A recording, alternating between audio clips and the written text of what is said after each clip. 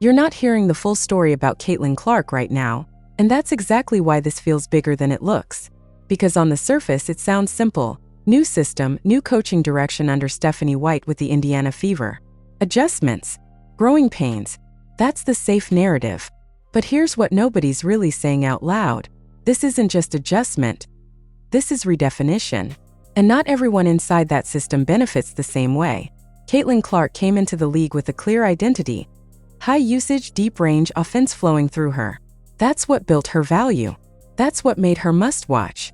But now, the structure is shifting. The ball is moving differently. The decision-making is being redistributed. And when that happens, a player like Clark doesn't just fit in. She either adapts, or her impact gets quietly reduced. Not erased, not gone, but diluted. That's the tension. Because if this system under Stephanie White prioritizes balance over dominance, then the very thing that made Caitlin Clark special could start to feel controlled. And if you're paying attention, you can already see it. The question is, how long before everyone else does? You can feel it if you're watching closely, not just the highlights, not just the box score, but the rhythm underneath it all. Something about the way Caitlin Clark is being used right now doesn't match what people expected when she stepped into the league. And it's not loud. It's not being debated on every show. But it's there, sitting just beneath the surface, changing how her impact actually shows up on the floor. Because when Stephanie White stepped into this situation with the Indiana Fever, she didn't inherit a blank slate. She inherited a phenomenon. A player whose entire identity was built on controlling tempo, stretching defenses beyond comfort, and forcing the game to revolve around her presence. That's not easy to integrate. That's not plug and play. So instead of forcing the system to orbit around Clark, what you're seeing is something more controlled, more structured. The ball doesn't stick as long. The offense flows through multiple options. Possessions don't always begin with her. And more importantly, they don't always end with her either. That's where the shift starts to matter. Because for most players, that kind of balance is a good thing. It makes teams less predictable, more difficult to defend, more complete. But for someone like Caitlin Clark, whose value is tied directly to high-volume influence, balance can quietly turn into limitation if it's not handled precisely. And right now it's walking that line. You'll notice moments where she looks ready to take over, where the spacing opens, the defense hesitates, and everything is set up for her to do what she's always done. But instead of leaning fully into that, the system pulls back. Another pass, another option, another read. And just like that, the moment passes. Not wrong, just different. But different is exactly where questions start to form. Because when you reduce the frequency of those takeover moments, you don't just change the flow of the game, you change how a player's presence is felt. The defense adjusts differently. The pressure shifts. The unpredictability that once defined her starts to get smoothed out into something more controlled, more manageable. And that's where the tension builds. Not frustration, not conflict, but friction. The kind that comes from trying to merge two very different philosophies into one working system. On one side, you have a player who thrives in freedom, in chaos, in moments where instinct takes over. On the other side, you have a coach who values structure, efficiency, and collective balance. Both are right, but they don't naturally move at the same speed. So what happens is subtle. It's not about taking something away. It's about redistributing it. A few fewer touches here. A few more shared possessions there. A shift in how decisions are made late in the shot clock. Small adjustments that over time reshape how the game flows through her. And if you're not watching closely, you miss it. Because the numbers might still look solid. The highlights will still come. She'll still hit shots that remind you exactly who she is. But the overall control, the constant presence that made defenses feel like they were always one step behind, that starts to feel less overwhelming, more contained. And containment, even when it's unintentional, changes perception. Because now the conversation starts to shift. Not publicly at first, not in a way that jumps out, but in how people describe her impact, in how analysts talk about the team instead of the player, in how the spotlight spreads just a little wider instead of staying locked in one place. That's the part nobody says directly, because it sounds like criticism when it's really just observation. This system isn't built to maximize one player. It's built to stabilize an entire team, and while that can lead to long-term success, it also means a player like Caitlin Clark has to operate within boundaries she didn't have before. Boundaries that don't stop her, but do shape how often she gets to be fully herself on the court. That's the adjustment. Not to the league, but to the role. And the deeper this system settles in, the more that role becomes defined, not by what she can do, but by what the structure allows her to do consistently. That's where the real story is unfolding, quietly, in plain sight, and most people haven't fully caught it yet. And once a role starts to get defined like that, it doesn't stay flexible for long, it starts to settle. That's what makes this moment so important. Because what you're watching with Caitlin Clark right now isn't just early season adjustment or a temporary phase. This is where habits begin to lock in, where a system stops experimenting and starts establishing identity. And once that identity takes hold under Stephanie White, it becomes much harder to shift later without disrupting everything around it. That's the part that should catch your attention, because systems don't just influence players, they shape how players are perceived. And perception, especially at this level, can be just as powerful as production. If a player is consistently operating within a balanced, shared structure, their individual dominance doesn't disappear, but it becomes less central to the story. And when the story changes, so does the value attached to it. Inside the Indiana Fever, the goal is clear. Build something sustainable, something that doesn't rely on one player carrying every possession. That's smart basketball. That's how teams grow into contenders. But the trade-off is subtle and easy to miss if you're only looking at outcomes. Because while the team gains stability, a player like Clark loses a certain kind of visibility, the kind that comes from constant control. Think about how defenses used to react to her. Every possession felt urgent. Every step beyond half-court carried pressure. Teams didn't just guard her. They anticipated her, adjusted entire schemes around her presence. That level of gravity is rare, and it's built through repetition, through consistent, high-volume involvement in the offense. But when that volume dips even slightly, the defensive mindset shifts. Not dramatically, but enough. Now it's less about stopping one force and more about containing a system. And when that happens, the unique edge that separates a player starts to blend into the collective rhythm of the team. Again, not wrong, but different. And different is where long-term implications start to form. Because if this version of Caitlin Clark becomes the standard, more controlled, more distributed, more system-bound, then over time, that becomes the expectation. Not just from coaches, but from analysts, fans, and even teammates. The idea of her taking over games that will starts to feel less like the norm and more like a situational option. That's a shift in identity. And identity is everything for a player at her level. It dictates how you're defended, how you're talked about, how your impact is measured beyond just stats. And once that identity leans more toward system piece than system driver, it changes the entire conversation around your role in the league. That's where this gets complicated, because adapting to a system shows maturity. It shows willingness to grow, to evolve, to win in different ways. But at the same time, over-adapting can slowly move a player away from what made them exceptional in the first place. That's the line Caitlin Clark is walking right now. And it's a narrow one. You can see it in moments where instinct kicks in, where she pushes the pace, takes a deeper shot, makes a pass that only she sees. In those flashes, everything opens up again. The defense stretches, the energy shifts, and you're reminded exactly why her style was so disruptive. But those moments aren't as frequent as they used to be. Not because she can't create them, but because the system doesn't always prioritize them. And over time, priority becomes pattern. Pattern becomes habit. And habit becomes identity. That's how subtle changes turn into permanent ones. Meanwhile, Stephanie White isn't doing anything accidental here. This is intentional design. She's building a team that can function under pressure, that can survive when one option is taken away, that can trust multiple players to make decisions in critical moments. That's championship thinking. But it doesn't always align perfectly with maximizing a singular talent. So the question isn't whether this system works, it's who it works best for. Because if the team rises while Clark's individual dominance becomes more measured, then the success will still be there. But it will look different than what people expected when she entered the league. And expectations matter, because they shape narratives long before reality fully sets in. Right now, that narrative is still forming, still flexible, but not for long. Because the longer this version of the system holds, the more it defines what Caitlin Clark is allowed to be within it. And once that definition settles, changing it isn't just a coaching decision anymore. It becomes a risk, a disruption, something that affects everything else that's been built around it. That's why this moment matters more than it seems, because you're not just watching a player adjust. You're watching a role being written in real time. And once it's written, it doesn't erase easily. And once a role starts getting written like that, it doesn't just define the present, it starts shaping the future before anyone officially acknowledges it. Because now you're not just watching how Caitlin Clark plays, you're watching how she's being positioned long-term inside this system. And that's where the conversation quietly shifts from performance to projection. What is she being built into? That's the real question.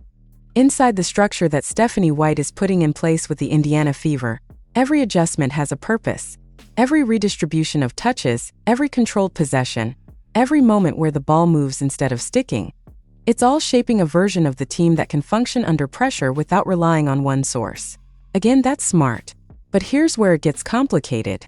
Because when you build a system that spreads responsibility, you also spread impact. And when impact gets spread out, even the most electric player can start to feel less central, not because they've declined, but because the structure doesn't demand their dominance on every possession anymore. That's a subtle but powerful shift. Because dominance isn't just about ability, it's about opportunity repeated over time. And if those opportunities are being redistributed, then the expression of that dominance changes even if the talent doesn't. You're starting to see that now. There are stretches where Clark is orchestrating, facilitating, moving within the flow instead of dictating it. She's making the right reads, playing within the rhythm, doing exactly what the system asks. And from a pure basketball standpoint, it's effective. The offense looks cleaner. The decision-making is more balanced. But there's a trade-off hiding inside that efficiency. Because when everything runs smoothly, there's less need for disruption. Less need for those unpredictable, high-risk, high-reward moments that made her stand out in the first place. The very chaos that once gave her an edge starts to get smoothed out into something more controlled. And control, while valuable, doesn't always maximize uniqueness. That's where the internal tension starts to build. Not visibly, not dramatically, but structurally. Because over time, a player adapts to what's consistently required of them. If the system rewards balance, they lean into balance. If it prioritizes shared decision-making, they adjust their instincts accordingly. And slowly, without a clear breaking point, their natural tendencies begin to align with the system instead of challenging it. That's how identity evolves. Not through one big change, but through repetition. And repetition is exactly what's happening here. Each game reinforces the same structure. Each possession adds another layer to the pattern. And the longer that pattern holds, the more it defines what Caitlin Clark is expected to be on this team. Not just now, but moving forward. That's why this moment feels bigger than a typical adjustment phase. Because this isn't temporary experimentation anymore. This is direction. And direction, once established, carries momentum. Meanwhile, Stephanie White isn't guessing. She's seen what works at the professional level. She understands the importance of multiple options, of offensive balance, of reducing predictability in high-pressure situations. From her perspective, this is about building something sustainable, something that holds up over an entire season, not just flashes in individual performances. But sustainability and star maximization don't always move in the same way. Sometimes they overlap. Sometimes they compete. And right now they're doing both. Because while the team structure improves, the question becomes whether Caitlin Clark's ceiling within that structure is being fully unlocked or carefully managed. That's not an easy answer. And it's not something you can measure immediately, but you can feel it. In the pace, in the spacing, in the decisions late in possessions, in the moments where you expect her to take over. And instead, the system keeps everything evenly distributed. Those moments add up. They shape perception. They influence how opponents prepare, how analysts talk, how the league starts to understand her role within this environment. And perception, once it settles, is hard to reverse. That's why this stretch matters so much. Because it's not just about wins and losses. It's about definition. If this version of Caitlin Clark becomes the consistent version, the one who operates within structure, shares control, and picks her spots instead of owning every moment, then that becomes the baseline moving forward. Not the exception, the expectation. And expectations, once set, don't shift easily without a deliberate change. So now you're watching something deeper than adjustment. You're watching alignment. A player and a system gradually meeting in the middle, but not without giving something up along the way. And the real question is still sitting there, unanswered but getting clearer with every game. Is this alignment unlocking her? Or quietly reshaping her into something the system can control? Because the difference between those two outcomes isn't obvious right now. But over time it will be. And once that question starts to linger, it doesn't just fade away. It follows every possession, every decision, Every moment where the game could tilt in one direction but chooses another. Because now you're watching with a different lens. Every time Caitlin Clark crosses half court, there's an expectation, not just from fans, but from the rhythm she built over years, that something unpredictable could happen, that the defense might stretch too far, that a shot might come from deeper than expected, that a pass might cut through space no one else even recognized. But in this system, those moments don't disappear, they get filtered, measured, balanced against the structure that Stephanie White is building with the Indiana Fever. And that filtering process is where everything changes. Because once instinct starts getting checked by structure, even slightly, the timing shifts. The hesitation doesn't look like hesitation, it looks like discipline. The extra pass doesn't look like avoidance, it looks like trust. And all of that is technically correct within a team framework. But it also means the game isn't bending around her in the same way anymore. It's moving with her, not through her. That's a completely different dynamic. And dynamics define how players are remembered, how they're valued, how they're discussed when the season moves forward. Because dominance isn't just about what you can do, it's about how consistently the game demands that you do it. Right now, the game inside this system doesn't always demand that from her. It invites it, occasionally, strategically. And that difference between demand and invitation is where the shift becomes real. Because when a player is in a position where they have to take over, their identity sharpens. It becomes undeniable. But when that same player is placed in a structure where taking over is optional, conditional, or situational, their presence starts to blend into the overall flow. Not disappear, but integrate. And integration, while valuable for team success, can quietly soften the edges of what made a player feel unstoppable. That's what you're starting to see take shape. Not a decline, not a failure, but a transformation. And transformations are tricky because they don't announce themselves clearly. They happen through accumulation, through small, consistent adjustments that over time redefine what feels normal. Right now, this version of Caitlin Clark is becoming more controlled, more measured, more aligned with a system that prioritizes shared responsibility. And while that can elevate the team, it also means her individual imprint on the game is being distributed rather than concentrated. That's the trade-off. And it's not an easy one to evaluate in the moment. Because if the team starts winning consistently, the structure will be validated. The system will be praised. The balance will be seen as the right move. And in that scenario, any reduction in her individual dominance will be framed as growth, as maturity, as evolution. But underneath that narrative, another question will still exist. Could there have been more? Not more efficiency, not more balance, more impact, more moments where the game clearly belongs to her, more stretches where everything runs through her instincts instead of around them. That question doesn't go away just because the system works. It stays, quietly, in the background. And it becomes more noticeable in the biggest moments, when games tighten, when decisions speed up, when someone has to step beyond structure and take control without hesitation. That's where identity gets tested. And that's where this entire situation will eventually lead. Because at some point, the system will need a definitive answer. Not in theory, but in execution. When everything slows down and the margin for error disappears, will Caitlin Clark be operating as the centerpiece the moment demands, or as one option within a balanced framework? That answer isn't clear yet, but it's getting closer with every game. And once it reveals itself, it won't just define a season. It will define direction. Because if the system continues to shape her into a more controlled version of herself, then that becomes the long-term path. The identity, the expectation, the version of her that the league adjusts to. But if there's a moment where that structure gives way, where instinct overrides design, where the game shifts back into her hands completely, then everything resets again.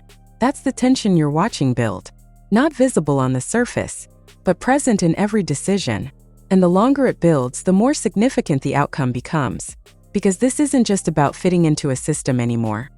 It's about whether the system ultimately bends back to her, or holds its shape and asks her to remain within it. And when you step back and look at everything that's unfolding here, the real story isn't as simple as wins, losses, or early adjustments. It's about direction.